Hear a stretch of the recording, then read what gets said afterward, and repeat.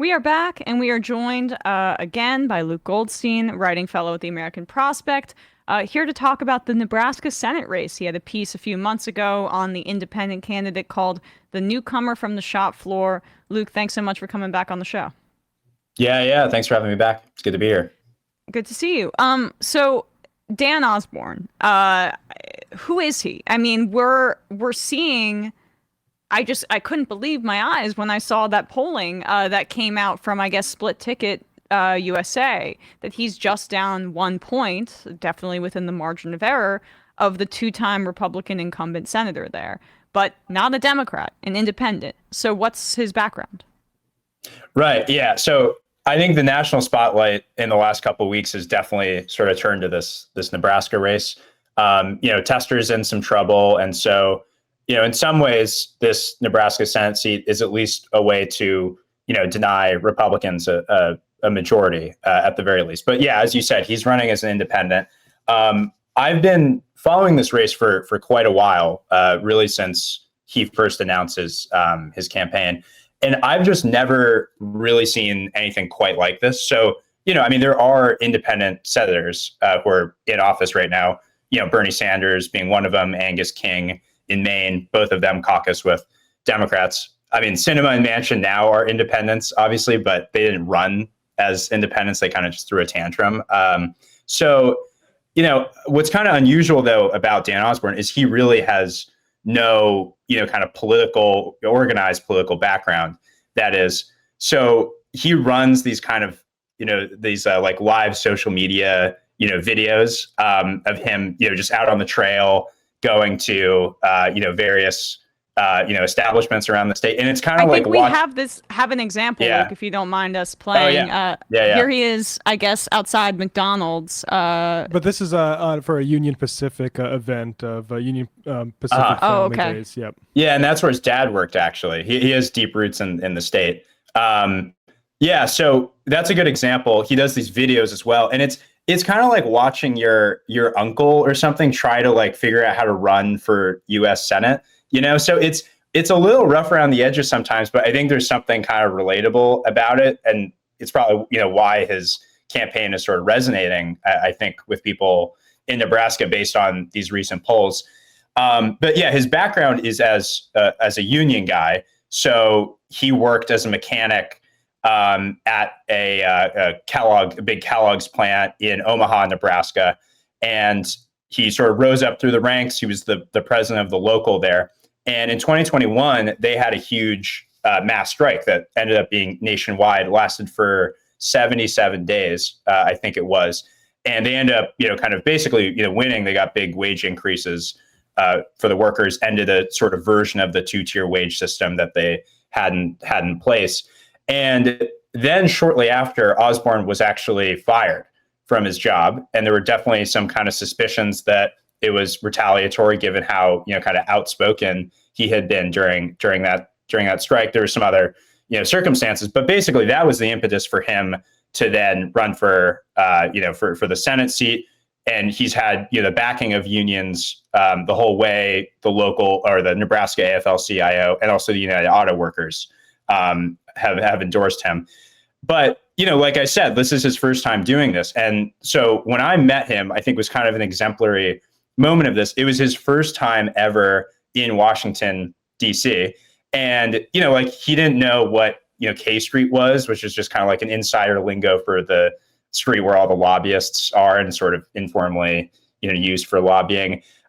He like got to the Amtrak station and was kind of like shocked and appalled by at Union Station, D.C. There are all these, kind of ads that are put up by just like the corporations that are trying to sort of de facto lobby for whatever bill is going through Congress. So at that time, it was kind of about TikTok and a credit card fee bill. And I ran into him at this kind of like swanky sort of fundraiser cocktail dinner. Everyone's, kind of like clean cut, wearing suits and stuff. And he's just wearing regular street clothes. And I'll be honest, like at first I was like, is this like a John Fetterman thing? Because, if you look at other photos, it's, he's just wearing regular clothes. And it's like, is this a hoodie? Kind of like a gimmick. But his campaign people told me they actually looked into getting him a suit for this trip. And there was some kind of a campaign finance thing that they were worried about using those funds. He still at that point was working a regular job as a steam fitter apprentice. I think now he's campaigning full time because that was supposed to start in the summer. But, this is really part of his identity. It's like, he's sort of like a regular blue collar guy, and his personal biography and union background's part of that. He has like 6 stitches in one of his hands from a workplace, injury accident. When I was shadowing the campaign for that whole trip, he was like chugging Dayquil because he'd been exposed to this big asbestos chemical blast the week before at the steam fitter apprenticeship and had all this stuff in his lungs. So like, he's like pretty banged up from, a life, working with heavy machinery inside a plant. In terms of his actual like campaign though, or this independent strategy, he's really running on mainly economic populism. So, he's not like, it's not like a socialist agenda like Bernie's, but it's really kind of like left-wing economics, or some would see it that way. In the state of Nebraska, it's really about the railroad monopolies and, big agriculture. Main talking points are about, kind of, rising wealth inequality over the last several decades, especially after the pandemic. And, the inflation issue, he kind of sees that largely as, in large part, a function of corporate greed. And so what you're saying, would fit well with the Democratic agenda, right? In terms of price gouging, a resurgence in support for labor by at least the Democratic nominee now, and under the Biden administration, the most labor-friendly administration in decades. Is there a strategy here where it seems like the guy's definitely like an independent in his heart, right? But in terms of who the Democrats would be caucusing with, he has a lot of, if he were to win against this 2-term Republican incumbent, this could be a really interesting, say Tester loses in Montana, and this is the 50th vote.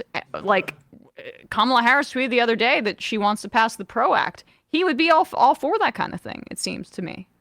Yeah, you're right. That's definitely how it looks like things are shaking out right now. And it would be a really fascinating political situation if it really does come down to him and he pulls off this upset.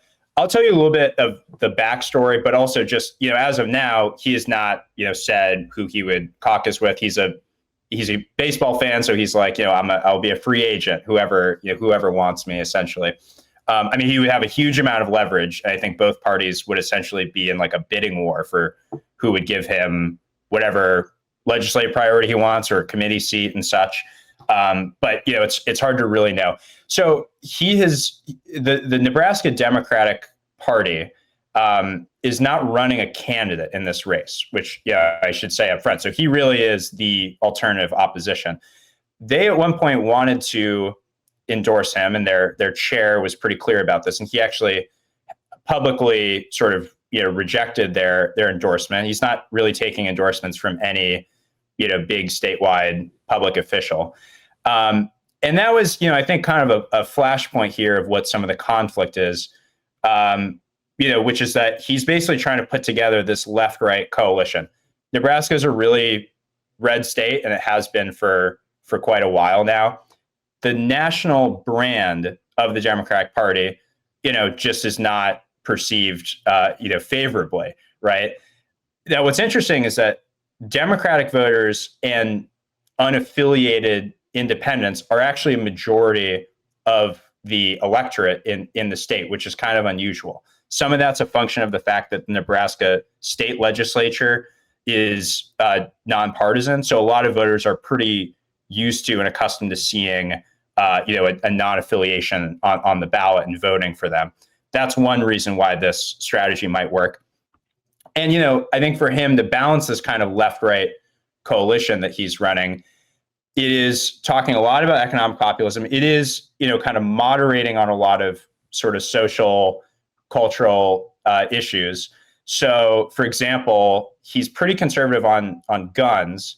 He's conservative on the border. He talks a lot about the kind of problems with cartels and I think really, though, kind of puts the ball in the court of his opponent, Deb Fischer, the Republican who holds the seat, saying, she's been in office for 2 terms. She hasn't done anything about the border, and, talks a lot about this bipartisan immigration bill that, Democrats put together and then kind of got nuked because Trump decided it wouldn't be, good politically to give Democrats this win in an election year.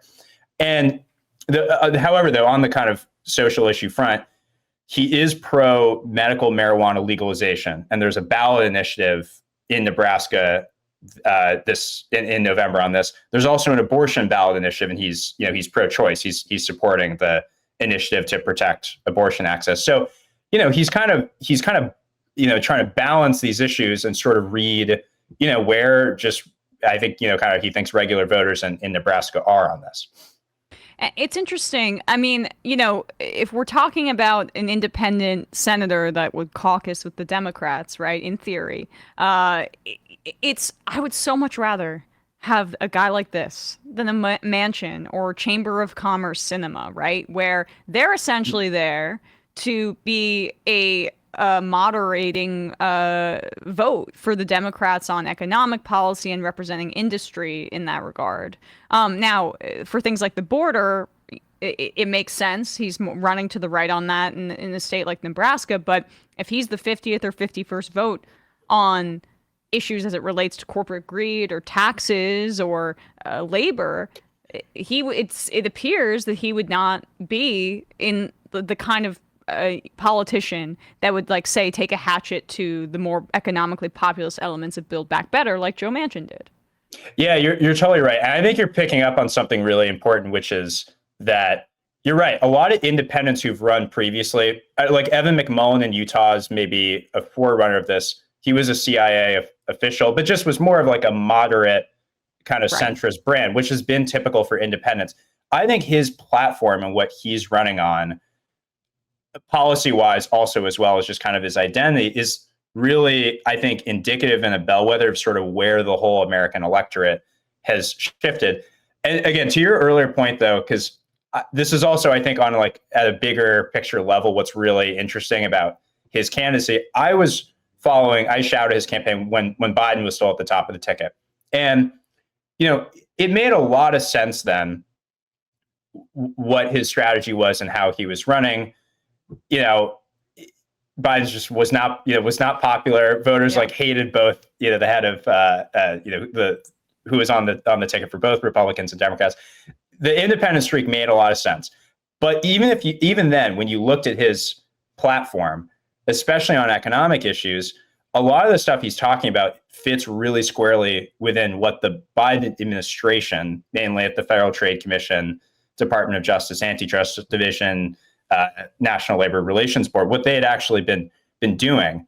It just was not resonating with a lot of regular voters who even knew that the administration tackled an issue like right to repair, where companies like John Deere block farmers from being able to repair their own tractors and their terms of service. They have to hire a company repair person to come out and pay them. It's just like a fleecing gambit. So he was running on a lot of the Biden agenda, but just trying to distance himself from the brand of the party. And I think now things have shifted in a way, right, with Kamala Harris at the top of the ticket. And Walz at the bottom, who is from Nebraska. Yeah, exactly. Yeah, that's a good point. And you're right that I think, in some ways, his platform, there are echoes of what Democrats nationally are also trying to do, which is talking about, corporate greed and a lot of kind of economically populist issues. And, Kamala Harris all of a sudden started talking about like cartels and how she cracked down on them when she was Attorney General of California. Transnational criminal organizations. That's her favorite phrase. Right. Yeah. I think Democrats as well are kind of trying to moderate on social issues and run economically populist. So I think, that's also one reason to kind of follow this race. Nebraska is a really tough climate. Democrats haven't won there in a long time, but this might be, again, as an independent, maybe this is the way to break the Republican Party stronghold on the state. I mean, I don't think that the Democrats are going to win the state in terms of like every electoral college vote, but she's up in Nebraska's second, right? I mean, Biden had been up there as well. For people that don't know, there are two states in the country that split up their electoral college votes. It's Maine and Nebraska. The rest are winner take all. But for her purposes, or for the Democrats' purposes, they already have to put a bunch of resources, more than they would in a traditional red state, into Nebraska, because that electoral college vote, in theory, could be the tiebreaker to get to 270. So that's a rising tide that lifts Osborne's boat here because of that kind of investment. And again, Tim Walz having a connection to the state. Yeah, that's absolutely right. I mean, so I think, a couple points, which is, again, for him to balance this coalition, you do need the independents in the state as well as Democrats to say, this is our alternative against the Republican. We're coming out to vote for the national ticket, and we'll vote for whoever the opposition is against Deb Fischer. Deb Fischer is of the 10 most, she's in the 10 most unpopular senators in the entire country. She said she was only going to run for 2 terms when she first ran for Senate. This is her running for her 3rd term. So he's hit her. So she's doing the Ron Johnson. Well. Right, exactly. Yeah. I mean, I don't even know what there really is to say about her. Like, she's kind of a country club Republican, is sort of just like a warm body in the Senate who will vote the way Mitch McConnell, says. So I think it's understandable why she's unpopular. The Dan Osborne campaign is also pretty focused on trying to peel away even some of the rural MAGA voters who associate her with Lincoln, the capital for the state, and see her as what you might call like a rhino. So they, I haven't been out there in the state, but if you follow their live stream videos for the Osborne campaign, they're going to all different parts of the state, and they're trying to win over rural voters who are really mad about agriculture issues. Deb Fischer is very close with the agriculture giants who run the state. And they're not happy about that as well. So I think he's trying to just basically bring as many people into his campaign's tent. The big issue is that when you're not running with the party, you have to kind of bootstrap a whole infrastructure, apparatus, and the fundraising is really tough. So that's part of what he was doing in DC when I shadowed him is, he has less money, but money isn't, I think everything in politics sometimes. So we'll see how it goes. And in terms of the Democrats and their strategy as it relates to Osborne, them not running a candidate in Nebraska, is that essentially saying like, we'll clear the path for you, and then divert our resources elsewhere? They can't give him, help because he's not an official Democrat, but this is helpful in and of itself because they don't split the ticket beneath Deb Fischer. Yeah, I mean, I think the relationship is more fraught than it is an alliance. So when he publicly rejected their endorsement, the party, the Nebraska Democratic Party chair, Jane Kleeb, did threaten to run a write-in candidate at that point. I think it seems now that they've backed off that. They're focusing really on those ballot initiatives for the resources and also for, other just kind of statewide races. So I think they've come to there's some kind of mutual understanding. I mean, they're not running a write-in candidate at the moment. But, I mean, I think that there are a few other kind of harbingers for what Osborne's doing. I mean, if you look at Lucas Kuntz in Missouri, he's running as a Democrat, but platform-wise, it's very similar to Osborne. I think another forerunner you'd have to say is at least John Fetterman's 2022 campaign that he ran in Pennsylvania. There are echoes of that in Osborne. Obviously, the Israel issue has come to define him more in office.